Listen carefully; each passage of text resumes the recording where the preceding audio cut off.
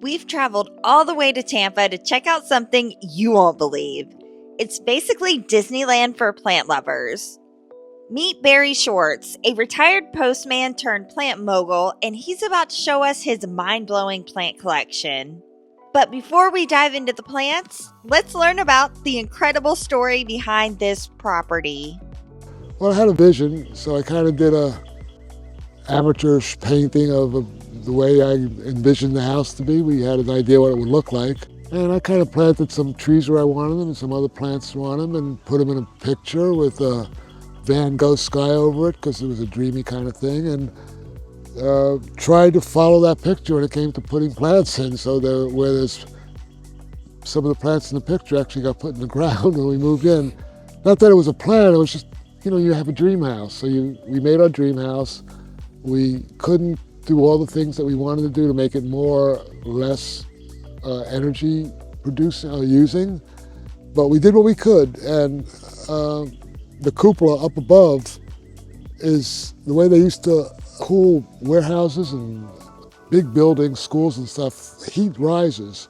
So with a cupola, which is an opening in the roof where the heat rises and goes out, and that draws in on the perimeter of the building with open windows, cool air. So before air conditioning, they would have that design in battleships. Well, we didn't electrify those windows, and I have a stick that's about 28 feet long to reach them with a loop on it. They have to put around one of these nozzles you have to turn. And usually you're closing up those windows while there's lightning above you under a tin roof with a tin stick. So it's like kind of a dumb thing to be doing. Yeah. When you have a metal stick under a metal roof trying to turn a metal knob, and you got a lightning rod over your head, or the highest thing in town. It's odd because right after we built the house, we had lightning hit a big granddaddy oak that was right in front of the tree. We replanted already, and it's already a big trees there again. That's how fast these trees grow. Wow. You don't realize these palms, these queen palms right here, they were from Kmart in a 3-gallon pot, and it had one leaf about that long, just one little flat leaf, a start. It was called the silver queen palm. Now they support my hammock and let me sleep outside if I want. I learned the story about Barry's house the second time I had ever visited.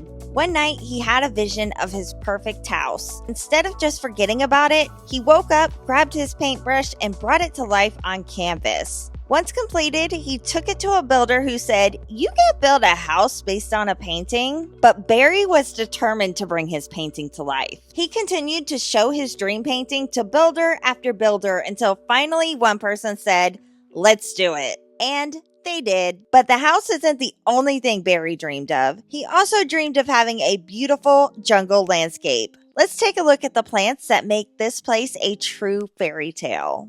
Back to this, Super Adam. It's the longest of the white brugmansias. It's very, very fragrant. The whole backyard smells like perfume in the evening when they open.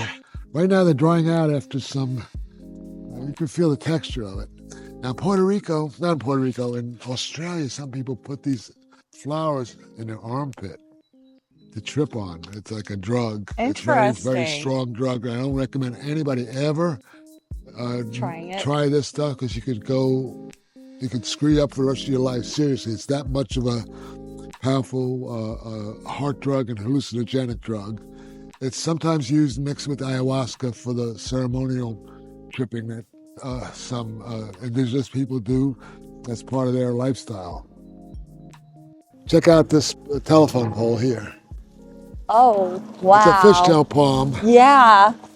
It doesn't have any suckers on the bottom typically. It just grows as like a straight up with a fishtail leaf. All the way up all the way top. to the very top. And look, you've got syngoniums without bottoms on them. Look at the philodendron up here that's gone. I didn't plant that there. It's just gotten loose. Wow. Philodendron going up the tree there. I mean, big leaf philodendron. It's probably subinsizum, if I'm not mistaken. But it started on the ground. There's also some other philodendrons, other trees in that area that taken over. In the woods behind us, that's not even my property, the Philodendron camposportianum has become the dominant plant. Oh, let's see that. Come on. I want to see that. Yes. 12 seconds later. That's my variegated Angela there. I Wow. paid $12.50 for that 2 years ago at the show, and I paid $12.50 for this silly thing, which is, of course, reverting on me. This one I got a seed from my friend Mary Sizemore. Wherever it is. It turned out to be a nice one. It's here This guy right here? Yeah, that smaller one. I grew that from a seed. Wow. That's going to be a beauty. And I just bought a new one, so that's exciting. I love your Thaumatophyllums. There's some really, I love them too. That's a forgotten family, or too big for most indoor people. Hey guys. I know, I didn't bring you any food. I'm coming to talk to you. Look at them. They all just come up to you. Oh yeah, they think it's food time. They say, we're hungry. They're happy. I've put a bigger pump on it and it gives them a bigger splash. All these are new colocations that I'm waiting to do that to. Get them to be part of the... So I got some of the Redemption and another one called Madeira Star. It comes out in 3 different colors through one of the flowers. It opens up yellow and it turns pink. So you have these multicolored flowers. How do you plant them up there? And do you put them in pots, or it looks like... Those are in the ground, and these I was going to probably cut the bottoms out of the pots because there's a trough that water comes all the way from that fall down here and it comes in here. Okay. So when it overflows, it all kind of gets very saturated. I've removed a whole bunch of plants here. I just put the shade cloth on because shit was burning up in there, which it does, this time of year. This will be really cool to see once you have it all in. There's a new leaf on the Angiopteris evecta fern. It's one of the biggest, it is the biggest fern in the world. It gets 20-foot long fronds. Wow. More tropical than most people can grow. And it's had a rough winter, really so cool coming leaf. back. The foliage, when it dies, has a unique smell. You can smell it a little bit. Almost like a cinnamony or a spicy or green, like it almost smells like it would be something good. Like, you know what I mean? It's not a offensive smell. It does make quite a base. You want to put it right there? Yeah, that's fine. And these stipules that the leaf comes out of, they can be taken off and cut in half. This fat part here, there's a stipule here, and they can be propagated that way. You can cut that, you can actually take a piece of it. A lot of ferns have their own way of being propagated. There's pretty bromeliad hiding behind us here. Oh, Just look at the popping up. flower. There's a whole bunch of bromeliads on that side of the yard too that are new here. This is my biggest anthurium right now. This is a Macrolobum festino giant hybrid. It came from John Bantha's collection. John Bantha was a wonderful, the sweetest man you'd ever want to know in your life kind of person. Yeah. He lived in Fort Myers. He was one of the founding members of the Area Society, a dear friend. We lost him last year, but about 2 years ago actually. But we miss him dearly, but he shared his plants with everybody. So he was a real propagator and sharer kind of guy. Really nice guy. Was one of my, certain people in the Area Society, really, you feel a kindred spirit to it on some level, but some of them you just fall in love with them. That's all I can say. It's not a romantic thing, it's just that you want them in your life because they're so important to you, so special to you, and there's people like that. I understand. If you get people in your life like that, it's a gift. My biggest philodendron here, a cutifolia. It's my biggest anthurium. I love that. A lot of people don't like bird's nests. I like the ones that are, colored or variegated. I love But this bird's one nests. is absolutely the killer of all. Reflexonervum. That's an anthurium. Of course, that purple one is second best of the bird's nests. But it's a pretty interesting plant for texture, point of view. There's great variegated varieties of these now. A dwarf rhaphis, it's been like 20 years this tall. That's how tall it gets after 20? That's it. That's its height. There's certain varieties that stay dwarf. That is really cool. One of the window palms, Reinhardtia. It's not the one that has this palm actually has fenestration, so it's called the window palm. but it's another relative of Reinhardtia. This is just a different species. They're understory palms. They grow in the shade of in the jungles. And this, I don't think it's New World, but it's interesting leaf shape, and I like different shapes. There's the peanuts plant that everybody wants, this stupid thing that you can eat. What is it? They call it the peanuts plant. It's related to okra, I believe. But it's edible, but because it looks like that, they call it a peanuts plant. Go figure. I love it. It's kind of weird. This is the plant. Nobody guesses what it is. They go, it's syngonium. Oh, is this the Staymarkii. Yeah. Yes. Yeah, it's an odd thing. Yeah. You never see one of these. I have a little tiny baby Yeah. one. They're so distinctly different. There's a couple of syngoniums that don't look syngonium-like. This is spectable here. She's a beast. They'll get much bigger. You've seen the ones probably at the Atlanta Botanic Garden up on the ledge that come all the way down. Like, look at the Monstera that's grown here and how it's grown into mature leaves up here. Same plant. Crazy. Look how huge those leaves. I know, even the ones back there. Yeah. That's a dubia. Insane. That's the velvet dubia, but there it is shingling on the wall. And I've got a few other similar monsteras that do different shingling patterns or techniques. A lot in here. Been through a cold winter, so I lost a lot of yellow leaves. What's left is a good representation of the collection, but it's not quite as densely. I mean, you wouldn't even see the pots normally with all the leaves they would have. Yeah. This is a plant I got at the show for $100. Ooh. Which one is That's this? another Angela, I believe, or Wow. That's beautiful colors. I'm excited about that. I just potted it yesterday. Look at this. Here's another variegated Thaumatophyllum from the seed batch. There's one here that's got one leaf, but has a little bit there. But I got, I think, 11 or 12 nice variegated out of 200 seeds, and then about half of them came up absolutely golden yellow. Everyone perished as if it was pure white. It didn't matter. I had a little bit of green to make it yellow, but I threw a little bit of yellow in it. A little bit of green in it should have some life in it, but it just didn't. It didn't survive. That happens with albinos. This plant I'm so excited about. Oh my God!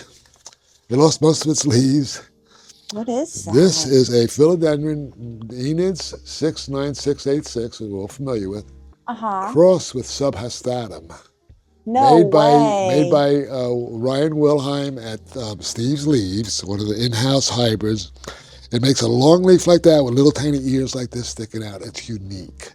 That is It was really given to me as a gift from Ryan a few months ago, and then had a heater right near it, and the cold in the heater unfortunately made it die back, but it's coming back. Check out this shape. Oh my goodness. I'm obsessed. Certosperma. This is the flower. It's been open for months. Wow. Typical aroid flower. But look at that crazy-ass leaf. Yeah. That is almost as sick as there's an elephant ear with fenestrations that grows in western South America. I've never seen one in person, but we were just talking. Is this the same? Yeah, that's the crazy-ass leaf. That is so cool. Yeah, it's just like a Batman plant or something. It looks like it has like a little bitty head like a rabbit with these huge ears. This, of course, is another of your anthuriums. That's really neat. Yeah. Anthuriums possess more leaf types than almost any other species. Every shape is represented there. What do you This is got the one right? I call my Ace of Blades. So it's got this long leaf. It's kind of faded over winter, but it's got new ones coming out there. There she is. Wow. Now, how did the Ace of Blades come out originally? Like Just a narrow ace hybrid that I just call it Ace of Blades because I'd like to name stuff so I know what I'm talking about. Yeah. Within my own collection. How long? Those are for me. How long ago did you make it? I didn't make it on purpose. It was just it was a Noid that came out of an ace batch of seeds. Okay. So I end up getting weird shit all the time. 'Cause Yeah. That's what happens when you make crosses that you don't even know what you're crossing, or you know what pollinated it. Look at that color. Yeah, it gets pretty dark. I've got better pictures of it in the spring, but look at all the growth points. Wow. It's a happy Yeah. girl. She's got 3 points now, but they tend to cluster for some reason. That's a beautiful plant. Look at this guy. Aren't they amazing? Look at this one too. They're both, Dracaenas.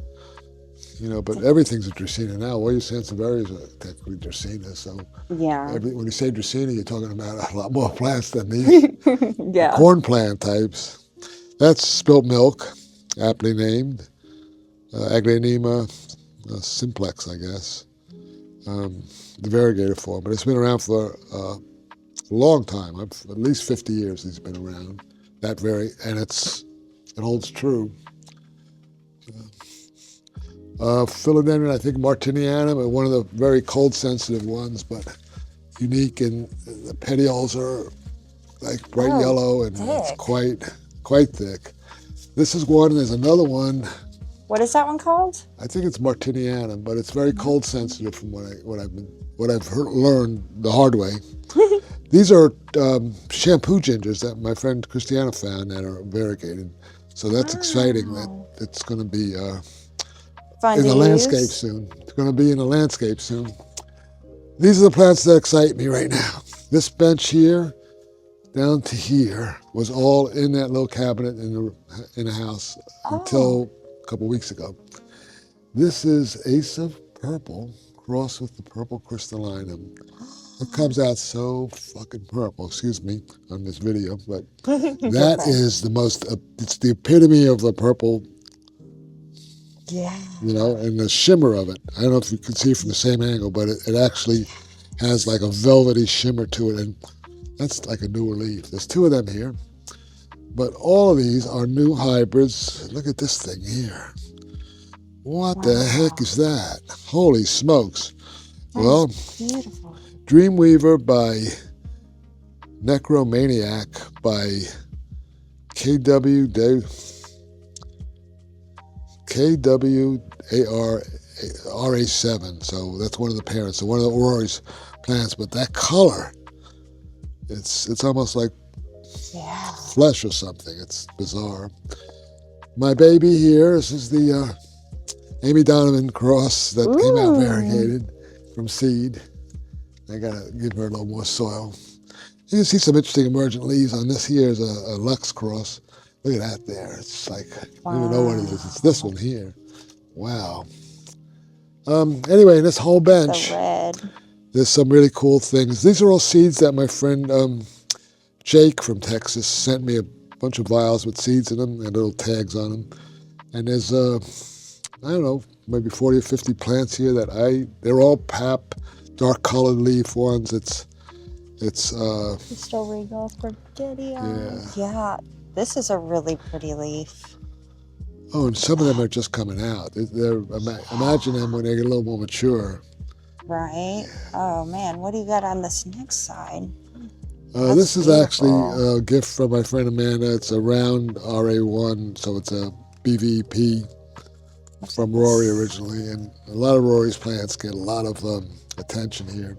This is one that was from this group of seedlings, but it's not a forget-I. It just happens to have very interesting close sinuses, but it doesn't. I don't know. It's tagless. It's annoyed, but I tell people, don't get annoyed, get annoyed. So these are the annoyeds, but they vary so much. Back here's a beauty or 2. I just rearranged this so you can walk back here, but you have to excuse the fact that it's such a freaking mess. This is beautiful. Look at so many beautiful. I mean, look at every leaf on this thing is still red. That's unusual. Usually you have one emerging leaf that's something else. Yeah, what is that? It's annoyed. I don't have an inlet tag on it. Did you make it? No, it's something that came from a collection that was given to me a while back, and I would keep that thing. Oh yeah, this is another one that's special to me with this really dark looking thing, and a darker forget-I and Most of these came out of the closet, out of the cabinet last year. This was last year's batch of this whole bench. So there's some nice ones in here. Yes. That's a pretty one. What are you going to name these guys so I can come back and look at them? I have no idea. I don't even know if I can name it, or it might end up being somebody's hybrid that I got. I lose tags all the time. Yeah. I gave away a really nice plant yesterday to Cass. It was a really wide sinus plant. It was something I really liked, but she liked it more, so I said, you can have it. And then she found it when she got home and went to repot it. There was a tag on it from Scott Cohen. Oh, wow. Saying what it was. And I know that his plants are kind of expensive, so it was something good, but I didn't mind sharing it with her because I got so many freaking plants. You do. It's overwhelming. This is a red crystal by Lux here. It's a new addition. And I've seen those. them. Oh, I love the Lux crosses. Me too. Anything with Lux in it is just killer to me. Wait till I show you in the next greenhouse one that's crossed with Philodendron. I know there's a Lux. I got some new hybrids at the show. These are Bakeri here, which is kind of a common bird's nest. And these are Miles' Indo Bakeri, Ingo Pappy cross, but the plant is monster. I'll show you the mother from this plant. Didn't you used to have a pond back in this greenhouse? I did. I filled it in, and I had a tree fall in this whole section. I had to rebuild this whole section. Oh, wow. At that point, I eliminated the pond and filled it in. That was a job because I remember it took a while to dig that. But I needed the space for plants, and now I'm out of space completely. I mean, really, that was quick. Doesn't take long. No. This is my my old Clary from the 70s. Still Wow. alive. You've had it for that long? Oh, yeah. What is your oldest plant in your collection? I don't know. The bottle trees I've been carrying around from house to house when they were smaller. I have a baobab that's forever still small, but it's been many years. That's really cool. Hard to say. Look at that new leaf up there of the Lungalow bottom, up against the ceiling. Look at that thing. It's so incredible. They had variegated ones of these at the show, but they were out of my price range. I want one though. Oh man, I don't even think I've seen a variegated one yet. Yeah, this is a nice Bessier here. It's coming back to life. And what's beside it? In the next. I don't know, but she sure is pretty right now. Yeah. Just a mag hybrid that I potted up. She's beautiful. She's got nice pinkish, even in the old leaves. Mm-hmm. Yeah, I like that one. You're right. Yeah, I had a big one right here that I gave to Cass yesterday. That was the Scott one? Yeah, this is the new one. I love this leaf. I don't know, it's a little funky, but this is Amazon Queen. It's a cross from Equigenera, believe it or not, but I love this floppy, curly look and the overlapping. And look, this one's even got a closed sinus and a little less mature. And what is it called? Amazon Queen? Amazon Queen. Amazon Queen. So, and it wasn't that expensive. It was much smaller when I got it, but I love that. it's great. This is that chicken that they were selling online. It's like, looks like a chicken, but it's a tree fern from Hawaii. Oh, yeah. And if you keep one around a while, it does that. There's the chicken down here. But it's I'll think of the genus. It's the Hawaiian tree fern. These ferns are interesting as hell, okay? This fern, right, believe it or not, you will not believe when I tell you what it's related to.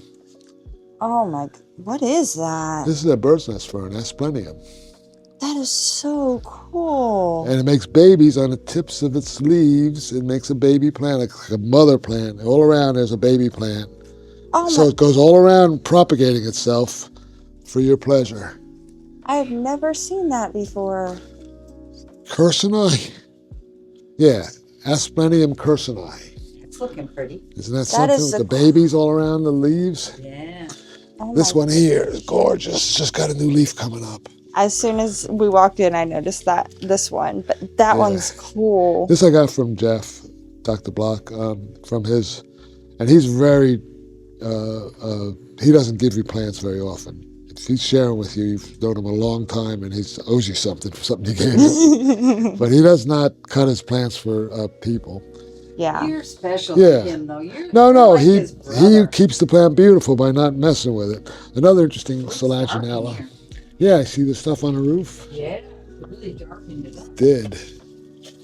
Put you from here.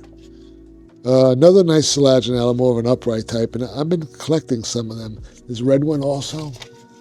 Oh, I like And I'm going the to show you red. some other ones there's one that's like orange and green. Ooh. And I just got one at the show that I'm excited about. Look at the little thing. Oh, we got to get a picture of my favorite palm. One of my favorite palms, the Mapu, Licuella mathinensis Mapu. And they come in all different patterns, just like anthuriums do. There's, ones that are dark green and light green are such a beautiful leaf. A little tender, that's a tropical one. This is how the greenhouse looked when I first saw it, just a few months after meeting Barry at Dr. Block's house during my initial IAS trip back in 2022. From the moment we started talking, I was drawn to his upbeat, carefree nature, like he'd unlocked a secret to enjoying life that I hadn't been aware of yet. He must have felt a connection to me also because before the trip ended, he extended an open invitation to visit. And a few months later, I took him up on that offer. Back then, this greenhouse was the last stop on my tour. This time, it was the first, and the moment I stepped inside, something felt different. I couldn't quite put my finger on it. Some of the plants I distinctly remembered were no longer here, and the walkway appeared more open, but that wasn't it. I silently pondered this nearly the entire time we were in the greenhouse. On our way out, I realized we walked to the back of this greenhouse. Then it hit me. The pond that once occupied the space was gone. But this greenhouse is unique among the ones on Barry's property, not because of the pond, but because it's the only glass structure. This is also his first greenhouse on the property. He bought it used out of a gardening magazine, and though some of the panels needed replacing, the structure was solid. It took his wife and him the entire summer of 1996 to piece it back together, and it's been up ever since. He added the pond in the back so he could grow a white elephant palm, which eventually had to be moved out as it grew too tall for this greenhouse. Despite visiting before the renovation, I've actually never got to see the pond in its full glory. Barry had a trailer ramp over the top to make room to move plants in during the cooler months. You probably didn't notice it, but that same trailer ramp is still in use today, though now it serves as a table in the center of the room, holding a collection of anthuriums.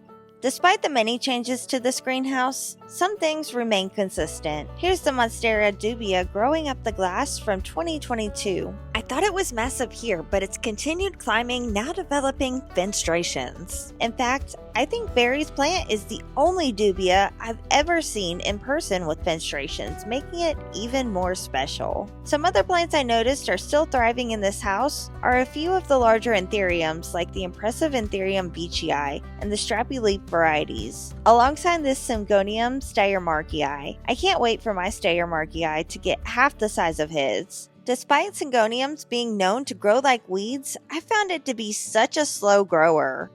One thing I noticed this time was the lack of plants growing directly from the glass ceiling. There weren't as many as before, but a few still clung to the panes, finding a way to exist in a space not meant for them. It made me think about how we often view our plants as delicate things, dependent on our care to survive. But these plants prove otherwise. They are a true testament to show nature will find a way to thrive, even in the most unexpected places. And that's why, out of everything in this greenhouse, the plants Barry didn't intend to grow are my favorite part of this house. They are resilient, persistent, and a quiet reminder that sometimes we all have to find our own way to thrive. Now let's move on to Barry's largest greenhouse and see if you notice the changes he's made since our last visit. I smell the perfume tree. You ever seen the Chinese perfume tree? Come here, smell this. Chinese? These yellow flowers here, that's the flower. Mm. Isn't that delightful? Mm-hmm. It's very faint right now. Yeah, but in it's the evening, good. the whole greenhouse smells like that. It's like jasmine. It's It smells amazing in if here it right was now. if it was an aftershave lotion, I'd use it. That's a baby macrolobum, like the one Aw. out back. This is that Indo Pappy hybrid. It's crazy big. Look at that new Wow. one. Yes. It's crazy. I have trays of seedlings of that. This is one from a collection in '78 in Ecuador. It looks a little bit like SKG's Big Bill, but it's not at all the same. Unnamed hybrid from a Croat. Jack Williford brought this back from Ecuador on a trip with Dr. Croat. I got this at the last show in Miami, the Aeroid show. Okay, that is neat. The thing is, when I got it, these things were completely round as a broomstick. I believe they grew them in plastic tubes that were clear, and all the leaves had to get real tight in this round thing. And they bring them to sell, they take those tubes off, and it looks like some kind of thing. It's gone into a beautiful thing, but when I bought it, I swear, these things were all tight and round. They had to be grown in a tube where they couldn't grow out. Yeah. So I could see the ability to manipulate the growth of this plant by doing that, but it's still a beautiful Nephrolepsis. Boston ferns grow like freaking weeds in Florida. Put that in the ground and become a pest. But imagine a pest that looked like that. It's beautiful. To me, that's a beautiful plant. Yes. Even whatever you call that form. The curly form. It's just something different. These are the plants I bought at the show. These are both woodlingerized. They were like $95 each for these little ones, so I bought 2 of them. I bought one more Philodendron. These are 2 other pendant types. This is a great new anthurium to me. Zamora. I saved the label on it. Zamora. But it's not an upright one. It has a big geniculum here, and it looks like it's going to be a vining one with that kind of a shape, kind of like something else. But I have another one in a basket somewhere, I think in this greenhouse, a bigger one. These are coconut orchids that smell like coconuts when they open. Ooh. And then this is a real exciting 6-pack. These, Whoa. read this label. Arnold Schwarzenegger. By Chuck Norris. This is from Steve's Leaves. 3 out of 6 seedlings came out with, this one came out orange, and then it turned yellow. This one is half and half, and it's going mint. This one looks like it's doing something, and this one's definitely frosted. Those are 6 crazy. of them as a gift, and 3 of them turn out to be super variegated. I mean, and he's got 75% variegation on this new strain. He's selling them for $150 a seed. It's a new named variety, but it's an elongated velvet leaf anthurium, highly variegated, and getting like high percentage of seedlings from the cross. This is that other Selaginella. See how beautiful it is with that wow. I don't know what you call it, like almost orange color. And then I got some new ones at the show over here. Back it up a second. There's 2. Here's a new Selaginella that I didn't have. Quite different. And then this one here is a Lycopodium. But look at this cool fern. It almost looks like celery or carrot tops or something like that. This is another, I'll tell you what, I had some good luck at the show. This is a Cyclanthus called from Costa Rica, but it looks like a palm tree, but it's got that color. Yeah. It's almost a black red. I've killed one before, so I know it's not an easy one to grow. I forget the name on it, but it was the same name Rory uses on some of his anthuriums from Panama. Gula Luga, something like that, Gula Luna, whatever the name is, I don't know. But, another beauty here. Here's another Selaginella, one of the the red ones. It gets the red and the blue kind of text. But Put them. I mean, they're just like so uniquely different. Yes. Another one that was originally a golden one, but it's kind of gone. It's also a different variety. There's thousands of Selaginellas in the jungle. I saw them in Costa Rica. This one I think is, maybe it's called Pentagonia or something like that, but it gets big leaves like that. I tried to import one of these. It did not go well. Well, this I got from one of the importers, and it's Yours looks happy. yeah, it's happy. I don't get excited about Syngoniums, but this had really some various features that I hadn't seen before. So of course, whatever the name variety is, I'll probably propagate this for people. It's a nice plant. Oh, look at your flame back here. Which one? The flame. Oh yeah, Yours is very flamey. This is what I got at the Aeroid show. It's a tricolor Aglaonema. I got about 5 of them, but everybody that saw them wanted one, so I have one left now. But it's beautiful, and it's doing great in the greenhouse. It's probably going to be propagated. I hope it probably wouldn't be true from seed, but these are kind of rare, have been rare in the past. They might have tissue cultured it. This is one of Rory's fantastic plants. Ooh. It's a velvet leaf homolamina. Yes. It's from Panama, I believe this was. But look at it. Yes. The sheen of it. It's gorgeous. That's Even picking up amazing on the camera too. I bet.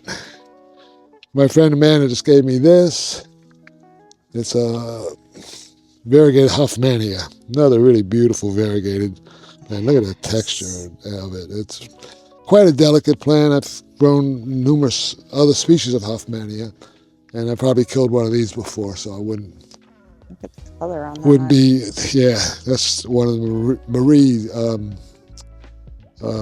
bird's nests. This here, great cross. I was so disappointed when I saw the first 3 leaves because they all came out this color and didn't have any emergent color. Now we're getting some emergent leaves that are light colored.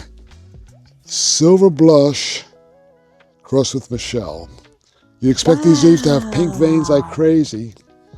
That's the leaf on this cross. That is gorgeous. Isn't that amazing? It really Here's is. Miss Carla here. Hi, Carla. And this is Ace of Purple right here. And she's flowering. How long have you had Ace of Purple? 35 years, maybe. Yeah, I would say almost 40 years for that one because it was from the 80s. Wow. Goes way back. Who else is interesting here? Oh, these are some caladiums I got at the show last year, and they were beautiful. They've all gone down. They're coming back, but and I got some tissue cultured ones at the show that I'm real excited about. I just separated them yesterday. So even here they go dormant and they come back up? Yeah, they're seasonally dormant. Some of them don't follow the typical spring-fall routine, but most of the ones that are from Florida in nature, there's a zone in Florida that grow caladiums commercially. Yeah, y'all have a huge caladium. Yeah, there's a caladium festival, but I collected a really cool caladium in Costa Rica last year. And I'm going back to the same spot because I know I saw something else there I wanted to try to capture. That sounds a lot of fun. One of these pots here is Zamora. I thought there was a Zamora hanging under one of these pots. I don't think that's a philodendron. I lost it. I lost something there. That happens in my plant room too. This is a really exciting one. This is Villanorum by Lux. What? It's got a white line on it. It's almost going to show a line, I believe. It's a little finicky. Villanorum by Lux, but it's very green compared to Villanorum. Right over here, there's a big Villanorum somewhere right nearby. And it looks distinctly different. Here it is, right here, Villanorum. So that's the... Yeah. You know, a little less velvety, but still has the Lux texture with a little bit of a white in the line. I think it's got, I'm going to try to self it and see if I can get one with more. This is an Obaki here. One of the andrianum types, like with mixed colors. You've got a variegated banana growing out of the same pot. And no, it's in a pot next in the face of it. Oh, Just okay. a couple. I'm just squeezing stuff in. I have one white one and I have one no-no banana, which I cherish. But they don't like cold, so I'm trying to keep them alive, staying alive. You know what Gonatopus is, right? Do what? Gonatopus, the one they call giraffe plant. Oh, yes. Okay, so this is the same genus. This is a giant Gonatopus from West Africa. You can see the knee is way up here. Well, there's a knee here. Wow. So it's just like that. It reproduces from a single leaf, which makes it very possibly invasive. Anthurium alatum, another cool shaped leaf. And this one here is Ploumanii with that. Oh, that is so beautiful. It's a great leaf. It's covered with crap right now. But I love, feel the leaf. It's like really super thick. You can Feels see, kind of cardboard-ish. Yeah, this is the stuff that'll brush off with if I wet it. I got to clean up some of these plants because they get shit growing on them, and like they do in nature. Yeah. That's what happens. Make them feel at home. Here's a couple of Lux hybrids here.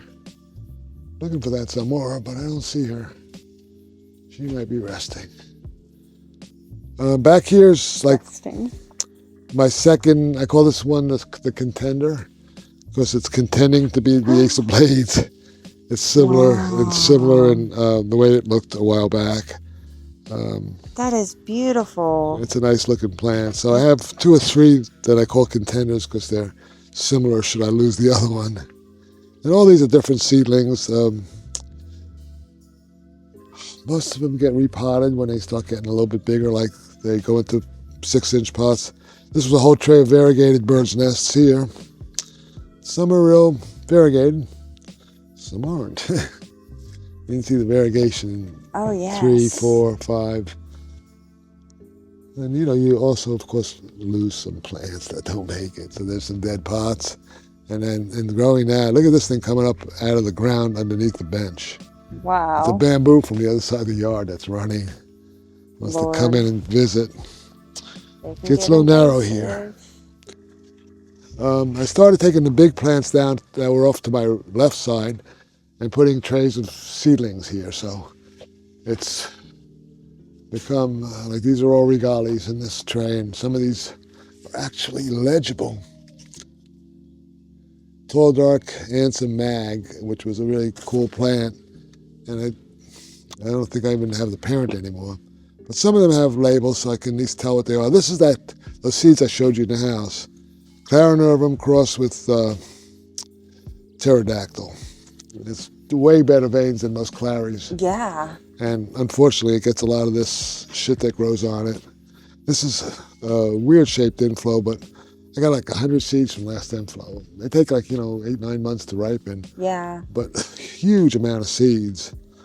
That's my last little bit of life in the speciosum, which is typical for speciosum without being in a bin. So you told me that normally Clarinervum have 1 seed, but your last batch had 2 in each. Well, there was berry. a hybrid. The plant was a hybrid to begin with. So for some reason it was more productive, or maybe it was more easily pollinated or easier selfed, because I didn't put anything on these. This makes seeds automatically. I didn't pollinate anything here. Oh, wow. But they'll, when they're healthy and going in, right conditions, they just reproduce around them. So you might find one in the jungle that's growing, but there'd be lots of little ones under it. Miles used to come here and look under my benches and dig up seedlings. He had filled up like 4 bins with my shit under the bench, and they grew into beautiful plants because shit falls through. Oh, wow. You can't stop that. It's okay with me. I don't mind sharing with nature. Some other cool hybrids. This young man, 16 years old, crossed my jungle giant with Lux and sent me two plants of it. I don't know where they are right now. They're somewhere over here. But they're real nice plants, and it's amazing.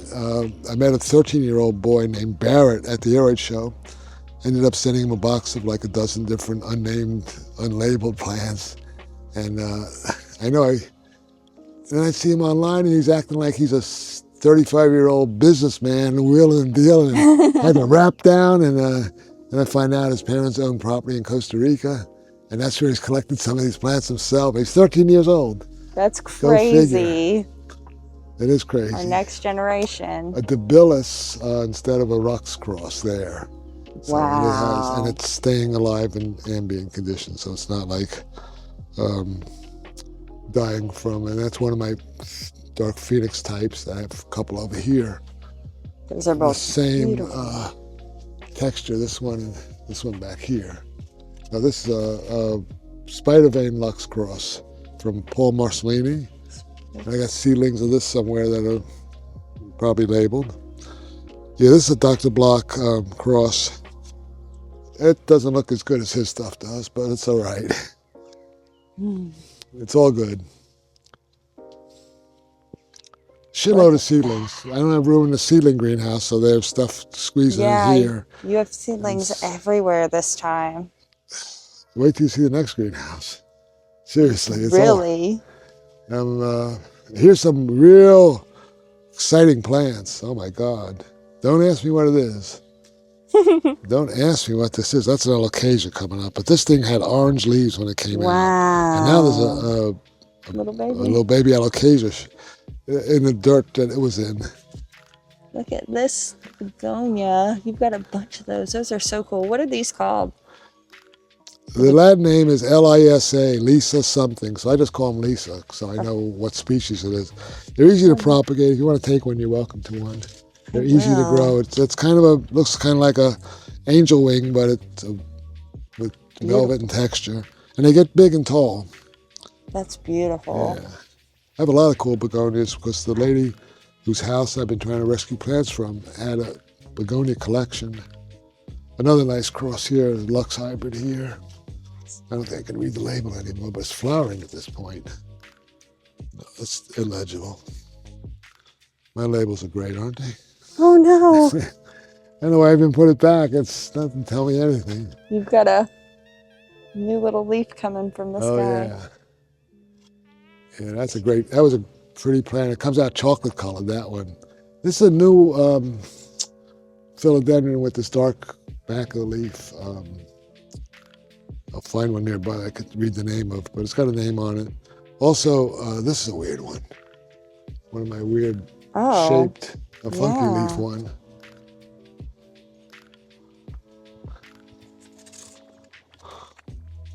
They call this one long tongue. This was from Ecuador as well. I think it's more of an upright than a pendant, but it's interesting to me. That is really cool looking. It's just a Lux hybrid of some sort. This is the blistered one here. It'll be warm in here. The blistered leaves. Wow. That's probably the best leaf to photograph because it's a pretty nasty shape, but it's got a new inflow and a new leaf coming up, so. It has not been true to seeds. I did try to see if I could duplicate them, but it did not work. It didn't take, I should say. Another species, I don't know what it is, but it's got a great freaking texture. Yeah, it's great texture. Wow. Look at that thing. That is really cool. And you don't know what it is? Well, it probably had a tag in it at some point, but like my brain, shit fades. That's a dock block by Nagralamamum here. But look at the new leaf. I mean, it doesn't look like much leaf-wise here, but it's got potential. Beautiful. You're so crowded in that you don't know what you got. What you got over on this side? This baby here, look at that baby. Yeah. That's the bomb to me. This is the Amy Donovan Lux hybrid. Don't know what it was crossed with to make the hybrid, but it's stood the test of time. Stingy with seeds, but I do have seedlings of it. And I've got plants of it. Look at this thing hiding in here. Oh my goodness. You want to pull away this stupid Syngonium leaf completely. Hey, stop messing with my Anthurium. Yeah. Let it be. And my mints are covered with slime right now, but this shit washes off, believe it or not. See how this leaf is nasty? If you look at the one over here, that's how that one looked before I washed it or brushed it. You can see it there's a plant underneath. It's still pretty, vital. Wow. I'm just in the process of cleaning these leaves. So where did you originally get the jungle giant? How did you The jungle mint. Jungle mint. Yeah, sorry. Jungle mint's the Jungle giant's the anthurium. story is basically, I used to be a broker where I would buy plants online for a chain of nurseries that had 11 retail locations in the Chicago area. And I would buy plants from California and Florida that would be shipped on trucks to fill the needs of the mid-70s. There was a plant boom like we have now with plants. It was the second golden age of plants, so to say, as far as business concerned. And I get stuff from lots of different nurseries. They come sometimes on one truck would be from 4 different nurseries, and we'd unload it, go through it, and we distribute it to the other stores through their own trucking system and everything. I would just talk on the phone and order plants. And I was, I knew what the plants were, but I didn't know much about what's good buy and not a good buy. The guy that was retiring kind of trained me a little bit on who to talk to. His name was Ray, and I remember Ray taught me pretty much how to order stuff online. So, not online, it was on the telephone before computers. Well, these plants would come in, and if there was something interesting, I would want to buy it if I saw something that's different. And there was one Monstera that was a kind of a shinier leaf than the others, but had some 2 or 3 specks along one leaf. It was not anything like this, but it just had a green leaf with a marking on the side or something. So I thought that was unique. I took it home. I bought it and took it home and grew it ever since. So we're talking about Wow. 50 years ago. 45, 50 years back that I've been growing the same plant. It ended up morphing into something like this, and I knew I had something special. I had no idea there was anything but another variegated Monstera. Wow. A gentleman from the other coast, I remember him coming over here, and he told me, Barry, if you sold these 4 plants on a bench, you could buy a new house and a new car. I go, Justin, you're freaking crazy. There's no way. What are you talking about? He says, no, don't you know these are mint Monstera? These go for big bucks. I go, you're crazy, man. I don't know what you're talking about. I didn't believe him. I was still selling them for, $65. I'd give them to anybody that would join the Area Society. I'd give them cuttings from these for a while. That's how a lot of people got them. And then after that, I was selling them for $65. The most I got back in those days was $200 for a nice plant. A gentleman, I remember his name and everything, but I won't mention it, bought one of my $200 mint tops, put it online, and got $22,000 in cash the very next day from an online auction. Didn't call me. His friends told me about the story in every detail. Never called me to say thank you, never bought me a Christmas card or sent me a gift card. Made $22,000 less $200 in cash from somebody online overnight. So That's at that crazy. point, when I heard that, I was like, I cannot sell these plants for $65 or $200 ever again because I'm ripping myself off. Yeah. I didn't sell mint for like 2 years after that because I was in a funk over it. It was like, let it grow, but I don't want to have anything to do with this shit. It's then people started hearing about them and requesting them and begging me to sell them a cutting or a plant. I made a lot of cuttings one year, and they went all over the world. And that was 2017. 2017, I sold a plant to Mike D'Angelo in Miami, who sent it to Indonesia. That very plant in Indonesia made its way around, and it became very valuable. And then other variegated Monsteras in Thailand and Indonesia went for unbelievable amounts of money. One mint went for $48,000, and then a tricolor Thai constellation went for $98,000. This is for one plant, maybe 6 leaves in a 6-inch pot. So these plants have great value. Anyway, the plant that was sent over to Indonesia ended up winning a big flower show in Indonesia. Wow. And they had a poster with the whole story of it, saying in 2017, Mike D'Angelo in Florida sent this plant originating from Barry Schwartz collection to Indonesia, and it won this orchid and plant show in Indonesia. It was a big deal. They had a whole picture of the winning plant. It was this guy, Jim Rimland from Costa Farms went to that show in Indonesia, and he came back with pictures, and he showed me pictures. When he met me, I hadn't even met him. He said he wanted to meet me, but he took pictures of the poster and the picture of the plant. And it was really a beautiful specimen. Looked just like my plant. It was my plant. But I was getting credit in Indonesia. I didn't know anybody that even knew who the hell I was in Indonesia. Yeah. And here I've got people that are looking up to me like I'm the plant daddy to some super variety. Well, now they're tissue culturing these plants. Well, they're tissue culturing white monsters and calling them mints. So that's what the scam is right now. But there are other mints out there. I'm not saying there isn't. I don't know if you were at the Air Show last year. I think you were. Yeah. The talk by Mike D'Angelo talked about the variegated monsteras, and he said that we think it's a new thing to us, but basically that they've been growing variegated monsteras like crazy in Mexico, where they grow a lot of things from seed. And it's really not unusual to find different clones in landscapes in Mexico at this point in time. Making me want to go to Mexico and look for Monstera clones. Yeah. But I thought it was really interesting that they're just across the border, a great supply of them. We're sending them all over the world, being tissue cultured and everything like that. Yeah. But it's interesting to hear about stuff that you're involved in. Yeah. I'm involved in all this. Need to So get that's pretty cool.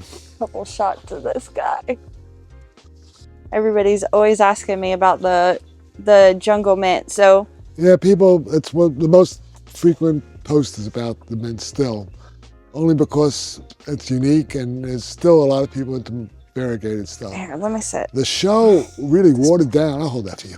The show watered down the value of the variegated plants because everything was variegated. Yeah. So instead of seeing a couple variegated things among a lot of green, there was a few green things among a lot of variegated and made it cheapened the value, basically. Look, I probably put out 50 cuttings before I realized how valuable these things were. So, that fell in a lot of hands, and somebody could be tissue culturing for a long time and I wouldn't know about it. Because, there's tissue culture stuff in other countries and none of that stuff comes here. It's because of the regulations. You think tissue culture plants would be sterile and could come right through customs, but they see it like any other plant. Yeah.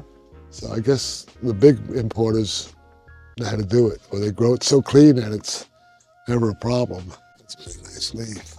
Yes. It's perfect irrigation. But this is why they call it mint, is because it does this. It gets this minty look. And these have been in the same pots for 20 years now, so I gotta give them some real attention. You need room for stuff. I'm out of room. I'm jam-packed. Come and see I'll show you in the seedling house, you'll see what I mean.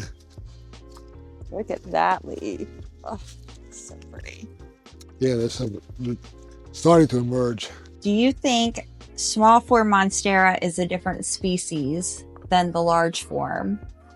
I wouldn't say it's a different species. I would say it's a variant of the same species, just like all the deliciosas that are variegated are basically variegated deliciosas, different forms. So you get sports. They're actually chimeras. If chimera is like a freak or an oddity, a change in genetic composition, a change in appearance. So they give it that name. We call it a variegated one, but it's actually chimeras. So, and it's a naturally occurring. It occurs in regular plants on a regular basis, and usually the plants that are vastly different don't survive because they're not in tune with the rest of the crowd. They don't flower at the right time when their pollinators come by. So nature's constantly changing stuff, but in the long run, it's the strongest ones of that species that's going to survive because they're more adapted. What was the first thing you noticed? When I initially walked in, I noticed the giant Monstera jungle mint was no longer sitting at the entrance of the door. I was immediately relieved when I turned to see it was just pushed to the back wall. Another thing I noticed was almost all the mother plants were gone, or at least I thought so. The first time I visited, they were lined up against the side wall. When I turned the corner and they weren't there, my heart sank.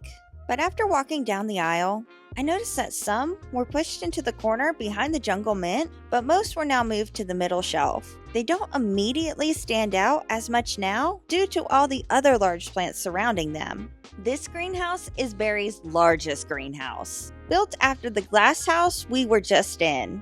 When he first built it, he thought it would be more space than he'd ever need. But like most plant collectors, he quickly outgrew it. I can relate. When I built my plant room, I thought a 20 by 16 foot space with a 14 by 16 extension would be more than enough. Yet, within 6 months, I was swapping out my 12-inch shelves for 20-inch ones, and within a year, I was moving plants into the main house just to make room for the more finicky ones. Like Barry, I was giving plants away trying to make room for my next plant purchase or propagation project. But Barry doesn't just give plants away for practical reasons. He's a dying breed, generous to his core. Scratch that. Barry is a unicorn, a mythical creature you'll never find again. He shares his plants because they bring him joy, and he wants to spread that joy to everyone around him. And it's not just plants. He's generous with his knowledge, always willing to teach anyone who will listen. He's generous with his friendship, too. The day I met Barry at Dr. Block's, there were 7 of us visiting, and I was in awe, absolutely starstruck, not only because I was at the Dr. Block's house, but because I was there with the Barry Schwartz. Most people assume I'm an extrovert because I make content, but in reality, I'm very introverted. I tend to hide behind my camera, using it as a shield, separating myself from the rest of the world. But that day, Dr. Block asked me to leave my filming equipment behind in the car and just enjoy the gardens. Without my armor, I felt like a fish out of water. Until Barry walked up and started chatting with me. Instantly, I felt at ease. The next day at the show, I ran into him again. Without hesitation, he gave me a big hug, and before I knew it, we were plant shopping together. Barry had no idea who I was. He didn't know I made TikToks, my follower account, or who I was connected to in the plant world. He just knew I was a plant collector and we'd had a great conversation the day before. That was enough for him. That's just the kind of person he is. You can tell a lot about someone by how they talk about others. I've never heard Barry say a bad word about anyone, even when the cameras are off. Even the most difficult and unlikable people, he finds the good in. And if you listen closely to how he talks about people in this video, you'll notice something. His love for them almost outshines his love for plants. He doesn't just say, "Oh, I got this from Joe," or "Oh, Jane was great at this species." He shares their stories, their achievements, their expertise with genuine love and admiration. He lifts up others and never seeks recognition. Barry is the type of person that will always believe in others, even when they don't believe in themselves. I asked my friends to describe Barry because I struggle to describe how truly amazing he is. My friend Hunter said he's the hippie grandpa that everyone wishes they had, which I 100% agree.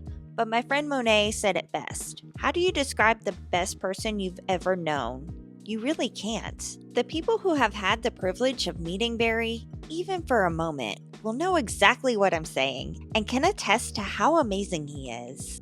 But if you haven't had a chance to meet him yet, you haven't truly experienced what it would be like if sunshine was a person. I could go on all day, but enough about that. You didn't start this video to hear me talk about Barry. You want to see Barry show off his own plants. I just had to let you know how amazing he was first. So let's move on to the last greenhouse. So this is more stuff that I got from the show. And every one of these is a freaking winner. Ooh. AOS times Tim Anderson Stripey times Indonesian Dresselei. I mean, even though they're, small baby plants, Yeah. I see the potential in the names. And they all come with labels that probably will persist better than mine. What is this one in this first pot? That's a neat looking color. Annoyed by Red Crystal, but the Noid was a one with a real wide sinus, from what she told me. That's beautiful coloring And already. for something that size, that tells you what's coming. Yeah. So I'm going to put all these in pots today. I just sterilized Want some all. help? No, I have a method of my madness. I got it under control. It's only probably 3 trays like this of plants. Just put all the pots in a strong solution with Physan, so I'm not transmitting any diseases. I'll show you my That's smart. mix. Yeah. While we're here, look in here. Peek in here. Oh, I can already tell this is very different from last time I saw it. Some of the plants got moved from trays to these 4.5-inch squares. So there's 450 of these I just potted in the last month. So I just got a case of 450 of these pots, and I went through them like in 3 days. That's insane. So there's a lot here. And this has already been picked over. Cass picked out the 50 nicest plants out of this room already. And you can't tell they're gone. No. And there's still some nice plants, but she took 50 selections that were probably the best ones. Not that the best ones. They're the most mature ones, the most saleable ones. And but there's stuff that's way in these trays too long, and it's, as I get to repot stuff, I'm planning to expand. I mean, I could sell these wholesale for $15 each when they're a full 4-inch pot. And Yeah. people get, $25 to $50 for those plants. This is a cool aroid. This is an Achomanes, I think. Oh, yeah, that is. It grows on a rhizome, but that's as big as leaf gets. It almost looks like that Diablo or Brisa Valence in a miniature form, but that's it. Those are cool. They give you one to have. They have a cute little root under there. They're a little pale looking, but they'll green up on you. They have to be. What is it called again? I think it's Achomanes, but you might have to look it up. It's Okay. It's a dwarf, not an American one. It's from Africa or Asia somewhere. We can look it up in Araceae, but it's an oddity. It's just an odd aroid. Yeah. What else you got in here? Oh, So much. I can't even tell you because most of the labels are faded here. I can tell you some Clarinervum seedlings look like Clarinervum, and some Vechies definitely look like Vechies, but I mean, there's funky stuff that's doing its own thing, right and left. That's Clarinervum across there. No, it's a sea of seedlings, and I got trays and trays in the other. I want to go through here and pull out, there might be 3 good seedlings in that tray. It's taking up a whole room. Yeah. So as I consolidate. For sure. I bought a whole bunch of soil mix. I'll show you my mix now and see what you think. But you've got Hunter using that Pro Mix from last time I was down here. You showed it to me, and I told him about it, and he tried it. I got cuttings of this over there if you want one. It's a Chef Lara. Okay. Yeah, that's. I love the leaf shape. It almost looks like some of the anthuriums, like clavigarum. This greenhouse was once called the Vault, and the change was the biggest shock to me. I was not expecting to only see anthurium seedlings in here, despite the many times he mentioned it was full of them. I was expecting some larger philodendron or something. It was a nice surprise though, and I'm excited to see what he's come up with if he doesn't sell them all first. If you aren't familiar with Barry, he's made some of the most beautiful hybrids on the market today. Anthurium Blue Velvet is probably my favorite of them all. Its matte blue color is unlike anything you'd see on the market. Anthurium Ace of Purple is another fan favorite. It has a dark color like the Ace of Spades parentage, but with a purple hue in the new leaf and veins. Then we have Ace of Blades, which is a super long, narrow leaf that reminds me of Warwickqueenum Esmeralda with a papillium color. Last but not least is Anthurium Jungle Giant. The name says it all. This giant leaf plant reminds me of an elephant ear. It looks like a magnificum, but something about the vein pattern reminds me of Clarinervum. Enough about Anthurium. Let's move right outside the greenhouses really quick before letting Barry take you outside. Barry has quite the eclectic collection out here. This area is home to his largest plants, many of which he moves into the hallway of his greenhouses when the nights get too cold. It's also where he keeps some of the hardiest plants, those that can handle Tampa's unpredictable temperatures. And of course, it's where his newest additions wait for space to free up in the greenhouses. But what always catches my eye are the fascinating Thaumatophyllum and his massive bird's nest varieties. Barry also has a few rare gems, those unique non-velvet leaf anthuriums you rarely see in most collections. And what does he use to fertilize all these plants, and what soil is he using? Well, he used to use ProMix, but has recently switched to... Actually, let me let him tell you. What fertilizer are you using right now? Do a cow mag. I use this stuff called Grow Big from Fox Farm. Okay. Friends of mine, my friend here in Tampa, plants look so beautiful. I asked him what he was using, and he was using this Grow Big. So it's like $30 retail for a liquid container that you mix like, a couple of teaspoons per sprayer. I have a portioner that goes into a bucket and sucks up the fertilizer mix, mixes it with water so I can water with the hose, but still add fertilizer without an expensive proportioning system that costs a lot of money that big nurseries use. It's like a $25 gadget that you buy it online or something. They work real well. I've been using them for years. There's some other interesting ferns that I just repotted here. Yeah. This is a Florida native, Tampa native, a Florida native, I guess. This is some of that Ripsalis paradoxa, but the smaller form. It's like a dwarf. There's a form of this that's normally fatter. Mm-hmm. That's the skinny form. Wow. It's a little different. Anyway, I use this to mix my soil. Oh, is that a worm casting type? It's a composter. But here's the mix that comes out of it. This is the door that closes.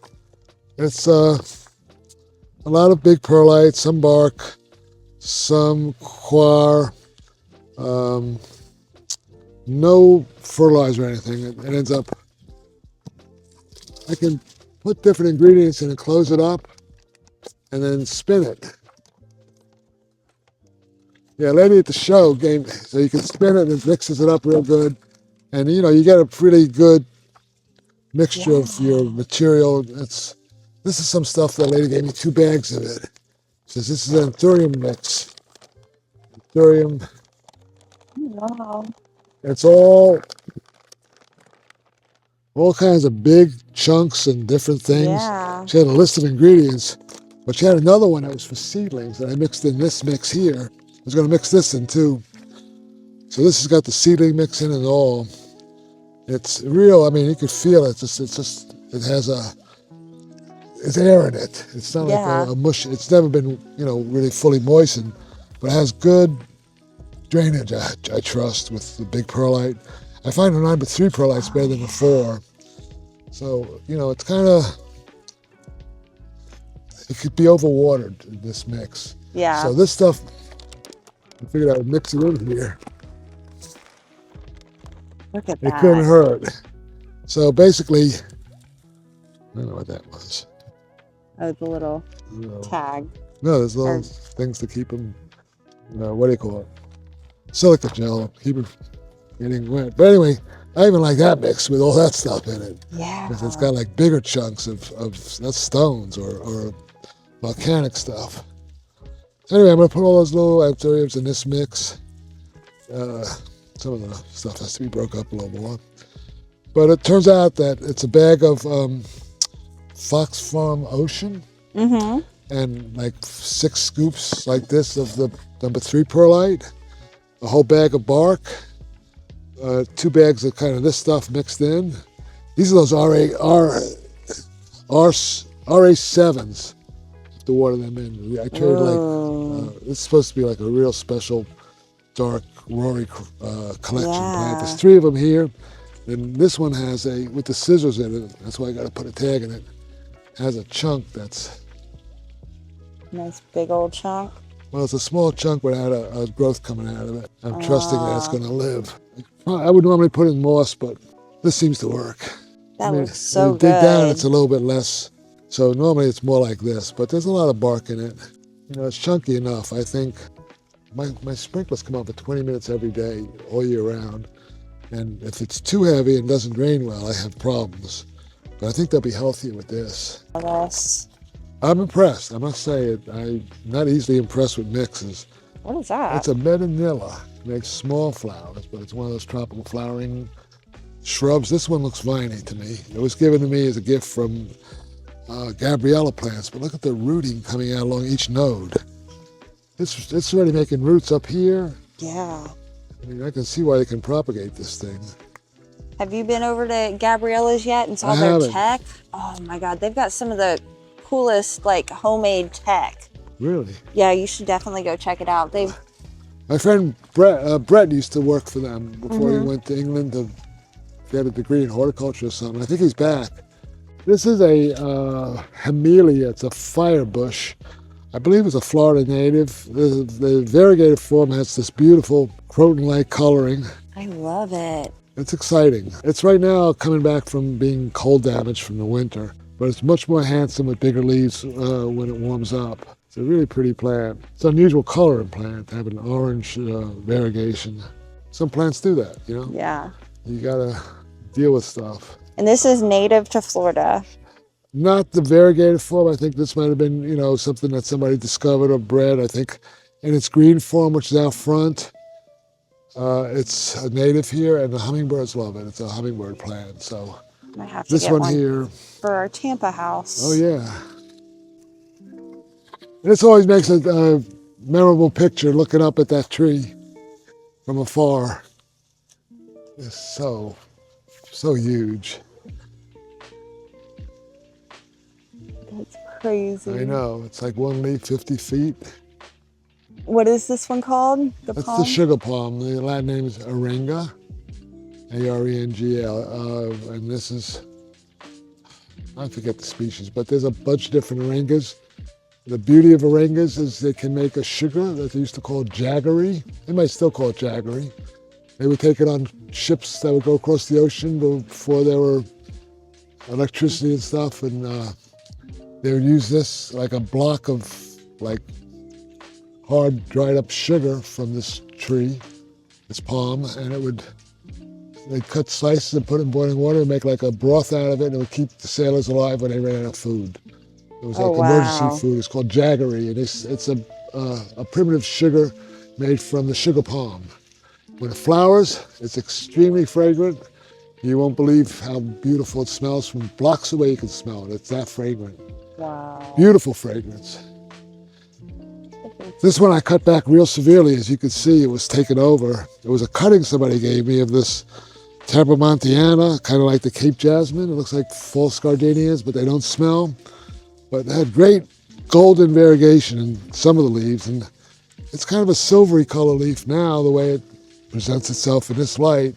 Some pure yellow, and you can see some nice variegated half and half leaves. It's interesting, but it was so invasive. It's making a trunk like a tree here. Yeah. It's crazy. It's just one little gallon pot that I planted that I dug up in someone's yard. That's So crazy. it's stuff can Getting get away big. from you. So my friend Eileen passed away 2 weeks after she got a COVID shot, and she was the master gardener that trained other master gardeners. So she was a very strong force in my life, and a person who absolutely loved everybody she met, and she didn't care what you did or what you said. She was so full of love. Sweet, you couldn't take advantage of her, but she knew people, and she was just loved by everybody she met. Look at the color of that shit. Yeah. Is that crazy or what? It is. It looks so unreal. Yeah, it's like colors you don't see in nature. This one too, look at that pattern. You talk about variegation. And anyway, after my friend Eileen died a couple years ago, they wanted to make a property into botanical garden. So they gave it to the University of South Florida with conditions that they could come out there twice a year and have field trips and have research done there. Anyway, USF didn't follow through after 2 or 3 years now. So they're putting it on the market, but she had a collection. She was a breeder of camellias. She was in the camellia books. I had a book that I got from my friend when he died. He willed me all his plant books. And I found this book about camellias. I wasn't into camellias. I knew she was. I gave her the book. She opened it up, and there was a newspaper clipping with a picture of her from 20 years ago talking about camellias. She turned red as a beet. So anyway, this is my favorite out of that group. I just love the beefiness of it. It's a killer plant, and the fact that it turns pink on the edges.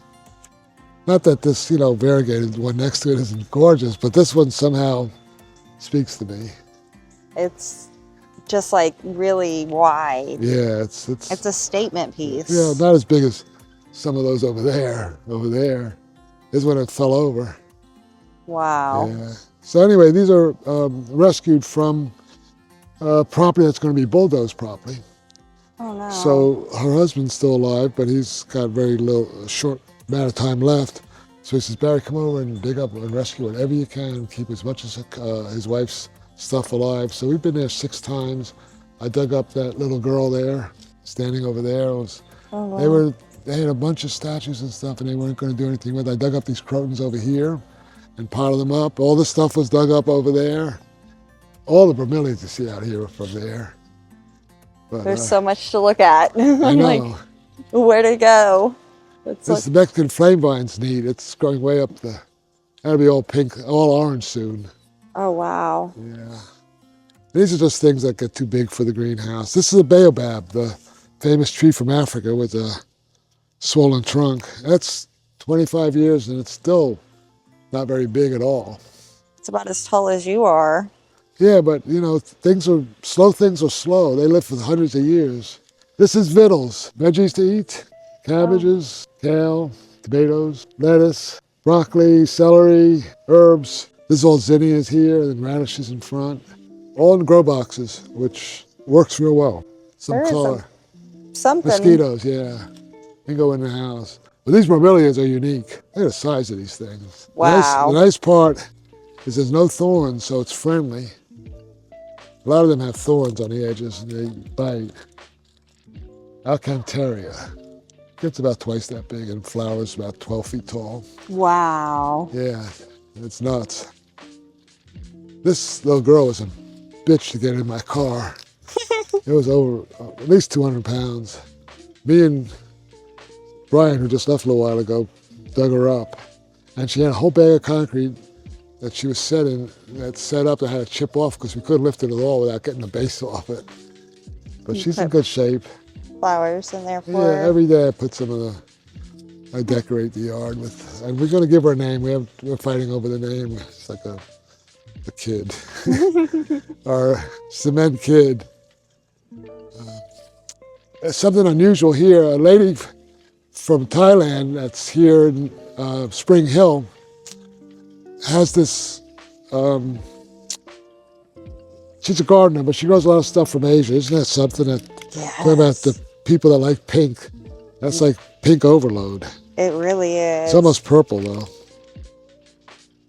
Wow. And these fat old sansevierias, they're very old. The cylindrical type. This is a really unique bromeliad. Look at the pulp and the way it grows on a rhizome like that, and the texture. I mean, it's like made of metal or something. It's so rigid. Check this out here.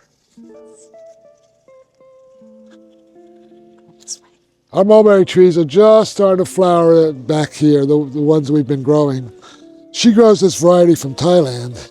Ooh. They're just starting to turn black. But yeah, there's one right down here. You gotta eat that. What is this, a mulberry? Mulberry. Yeah, finders keepers with mulberry.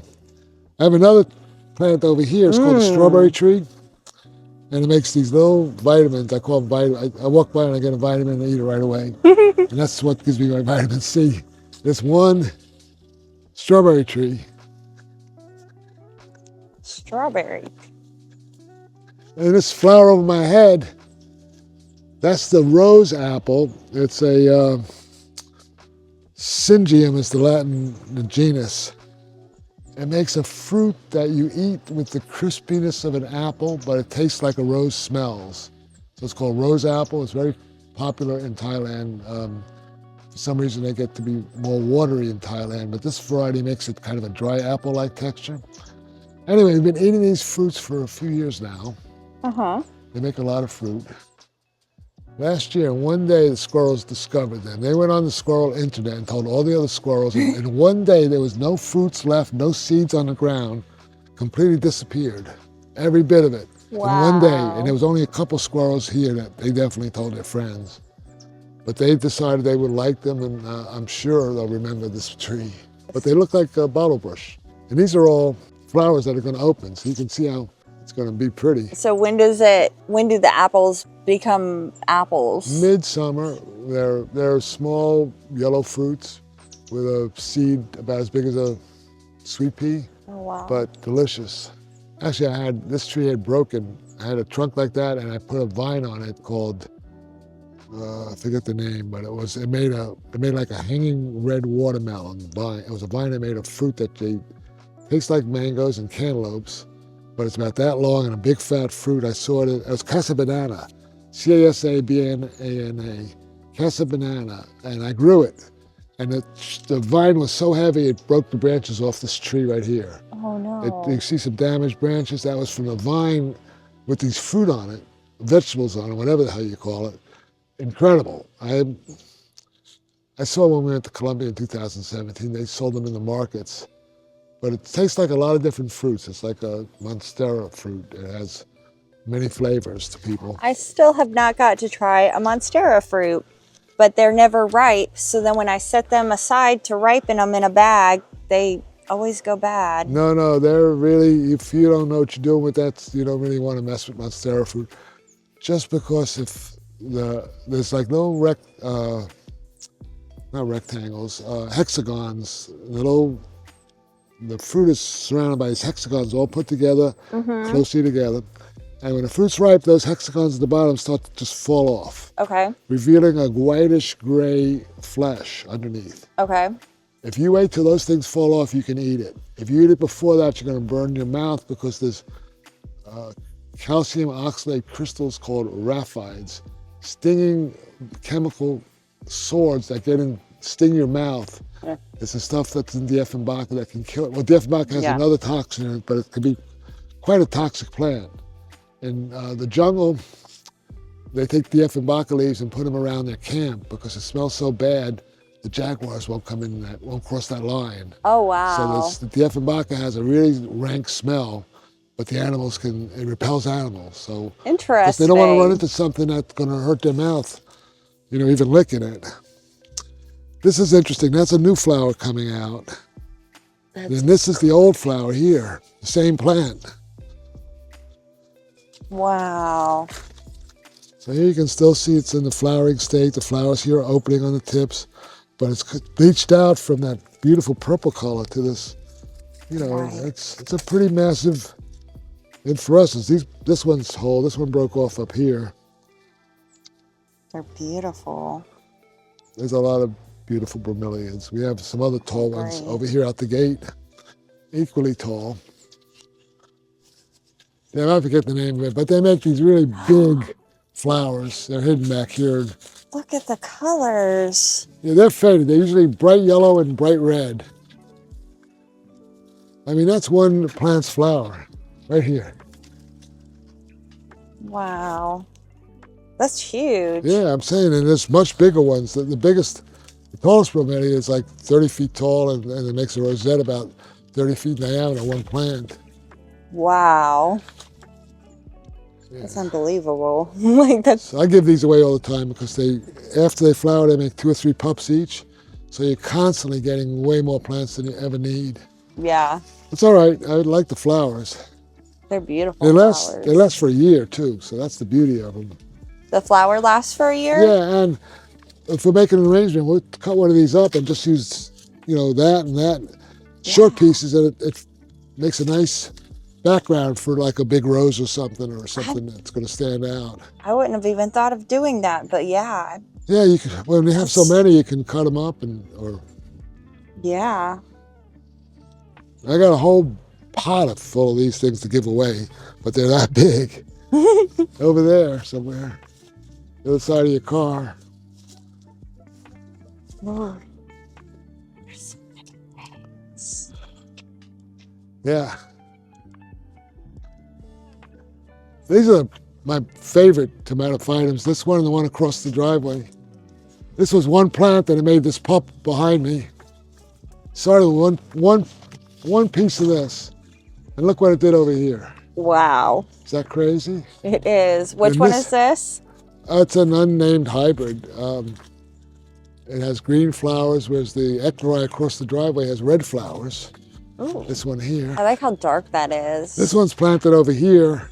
That's a pup that came off of the trim. Look at the stem. It goes about 10 feet long, curves up here, Wow. and it's on a table and a 2x6 holding it up. That's insane. And here these flowers this gets red, on the whole outside of these get red. In fact, it's full of, it's attracted something here, maybe to pollinate it. It's got little bugs on it. I see But that. this will get kind of this color red right here. Wow. Look at the size of that leaf. Yeah. That's A lot of people have said it's the same as another species. It's not. The eclori is the only one with these red flowers. I mean, that's a root. You know, That's insane. yeah, they go way back. Look at the stuff. But I gave a couple people cuttings this size off of this base of the plant. That's a pup that came off the base. There's two of them there now. Wow. Something else, ain't it? It really is. Beautiful plant. I noticed you had some small ones you planted over Oh yeah, here. those are other species. Yeah, this is a newer hybrid of something probably Williams eye like. Like that's not a Williams eye. Stenolobum. Stenolobum, I think, is the name of that. But when they breed them with some of the Siloam types, you can see there's a bunch of different things here related. Some really giant forms of Siloam, like this thing. Look at that thing. It's huge. It's way bigger. And then there's a couple of other ones that are odd mixed in here. But I've just started planting these. I put garbage cans over them when it got cold, so they got a little bit of burn. I figured I got a lot more back there. I want to put most of them in the ground because they do better in the ground. This is all stuff I give away. That's all giveaway pups. Oh, wow. But you got to have a pickup truck or something to put Yeah. them back in. But there's a shitload of them. So how do you plant them in the ground? You just dig a hole and just put Put the hole, turn the pot upside down, just dig a hole, put it in, and walk away. You don't Sure. like water them regularly, like more I've never regularly? watered anything on this side, ever. Wow. All the bamboo is grown just on rainwater. All these plants on this side of the driveway never had a sprinkler on them, ever. Even when I planted these, they were just set there and forgotten, and they're living. And look how big they get. Yeah. That makes it a lot That's easier another, to care for. Look how weird this is compared to the one behind it. Two different species here. And this Wow. one is growing on a stick over there that you can see it's from way over there. The trunk. Kind of invasive. It's and- so cool. Look at that. These take it down about 28 degrees without any problem, and they always come back.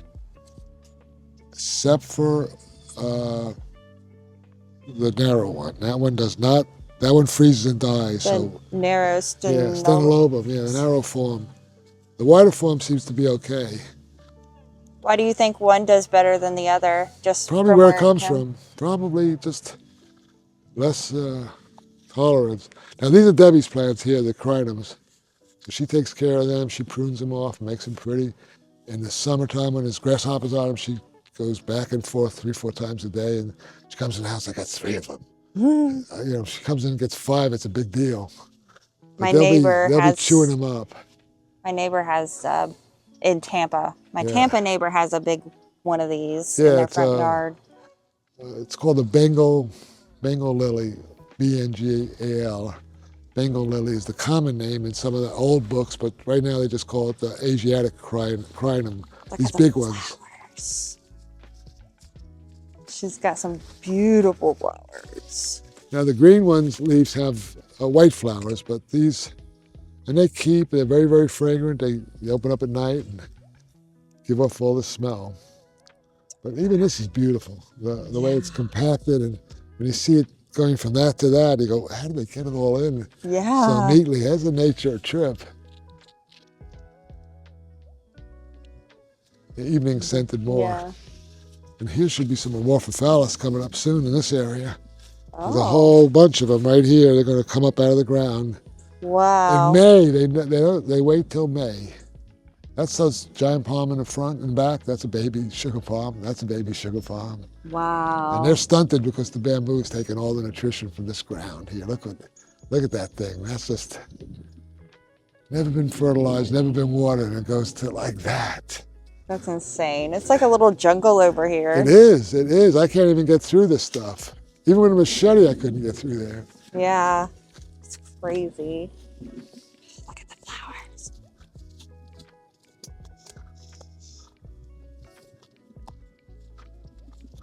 Yeah, they're beautiful. Even the white ones are gorgeous. Uh-huh. Lasts for about a week when cut. You know, you can just snap them off. Wow. This is a butia, B-U-T-I-A, butia palm. They make jelly from the seeds of this. You can eat them raw. It's a sweet, when the seed is ripe, the berry's ripe, you can actually eat them. So they call it the jelly palm because they used to make jelly from it. When do they usually put out? When they get bigger, this one's flowered a few times, but probably in late summer you have a lot of seeds on them, and most of them get eaten by squirrels, of course.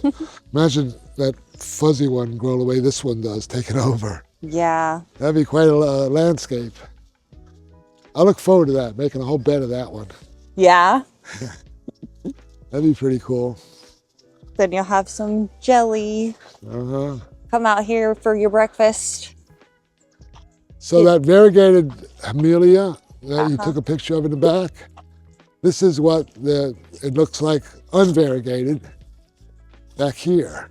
Oh. That's the Amelia. And that, like I said, it attracts hummingbirds when it's in flower. And it's called the firebush because it's got kind of an orangey glow. One of my favorite variegated bromeliads, this one here. I can see why. It's so unusual and it's so consistent. Every one has the same, and it's the same actually as that maple palm I showed you in the back. It's the same coloring. It's beautiful. And they all pop like crazy. So you can, this kind of plant that you can share with anybody that wants one, you can pull a piece off. That's the variegated Acmea fasciata. It makes a pink flower. Like this flower that's faded, but that's the regular fasciata. They come out like bright pink, and that's like a year old. And these are Dr. Block's version, named for Dr. Block, these variegated ones here that he gave me years ago, so I propagated them. He had a few plants named for him.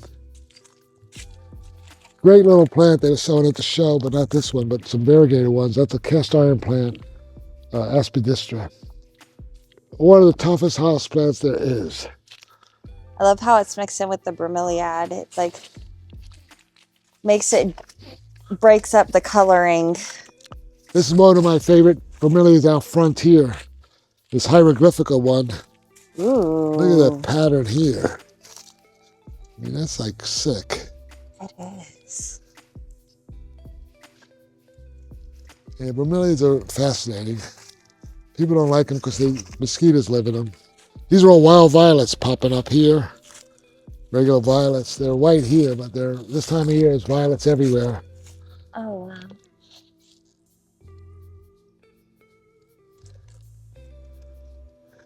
That's so cool. I know.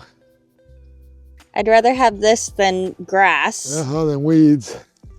Well, they're mostly weeds. I got to do some mowing.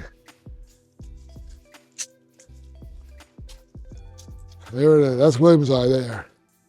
That's true William's eye. That's a rare metaphytum. The first time I visited Barry, my partner dropped me off planning to meet a friend for dinner nearby. Since we arrived early, he had time to spare and decided to come in and meet the man he was leaving me with. As Barry led us through the property, pointing out plants along the way, my partner leaned in and whispered, "I finally get it." Growing plants in my basement no longer satisfied me, especially after experiencing the lush tropical beauty of Miami just a few months earlier. I knew convincing my partner and our kids to leave everything they knew behind and move to the jungle of South America was impossible. But South Florida? That was just a half a day's drive away. I begged my partner to consider the move once the kids were out of school, but he wouldn't budge. He too didn't want to leave the town he had spent the last 3 decades in.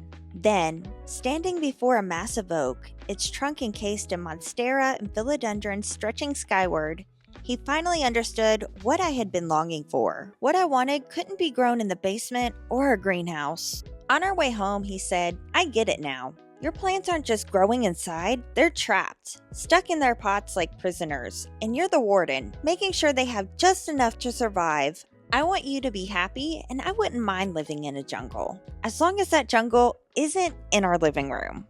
I had never thought of my basement plants that way before, but ever since he said it, I can't help but see it sometimes too. Back at home, we came up with a plan to move in 2 years when the youngest got out of school, but I started looking for our forever home immediately. Between the hurricanes knocking down trees, insurance companies moving out of state, and the prices of property being so high, we haven't found our dream home yet. I found a few I liked a lot, but nothing I see us growing old in. Because of Barry's dream home, I too will have my dream home one day. So maybe I'm a little biased about Barry and his property because of that, but I've never met anyone with a different opinion of him.